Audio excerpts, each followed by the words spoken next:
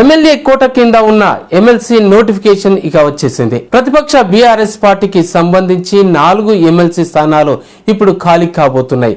అయినా ఇప్పుడున్న సంఖ్య ప్రకారం చూస్తే బీఆర్ఎస్ పార్టీకి వచ్చేది ఒకటే ఒక ఎమ్మెల్సీ స్థానం. అయితే ప్రతిపక్ష పార్టీకి పదవులు రావడం అనేది చాలా తక్కువ. మరి అలాంటప్పుడు వచ్చిన అవకాశాన్ని కూడా జారిపోకుండా పట్టుకోవాలని పార్టీలో ప్రతి నేత ఆలోచిస్తారు. అయితే ఇప్పుడు భారత రాష్ట్ర సమితిలోనూ కూడా అదే జరుగుతోంది. 38 మంది గెలిచినా 10 మంది కాంగ్రెస్ కండువ కప్పుకోవడంతో 28 మంది ఎమ్మెల్యేలు మాత్రమే ప్రస్తుతం పార్టీలో ఉన్నారు.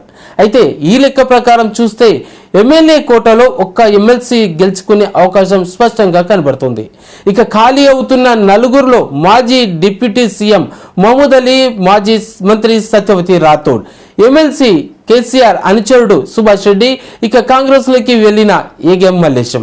సత్యవతి రాథోడ్, మహమూద్ అలీ ఇద్దరు తమకు మళ్ళొకసారి అవకాశం ఇస్తారని చెప్పేసి గట్టిగా నమ్ముతున్నారు.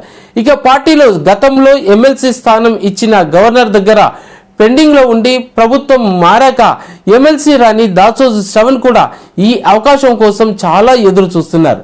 ఇక ఎన్నికల తర్వాత పార్టీలో చేరి ఇప్పుడు పార్టీలో కీలకంగా ఉన్న మాజీ ఐపీఎస్ ఆర్ఎస్ ప్రవీణ్ కుమార్ కూడా ఇదే రకంగా ఆశపడుతున్నారు. ఇక దీంతో పాటు మాజీ మంత్రులు మొన్నటి ఎన్నికల్లో ఓడిపోయి ఎమ్మెల్సీల కోసం సీట్ల కోసం చాలా ఆశగా ఎదురు చూస్తున్నారు.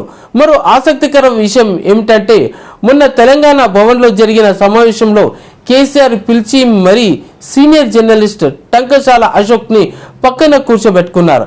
దీంతో పార్టీలో ఆయన పేరు కూడా భారీగానే వినిపిస్తుంది.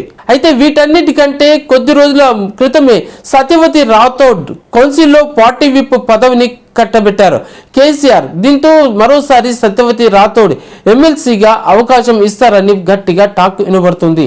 ఎమ్మెల్సీ పదవి కోసం ఎంతో మంది ఆశగా నిలబడి క్యూ కట్టినటువంటి పరిస్థితి ఇప్పుడు బీఆర్ఎస్ లో స్పష్టంగా కనబడుతుంది. ఇక ఆ సీటు ఎవరిని వరిస్తుందో ఏమవుతుందో వేచి చూడాల్సిందే.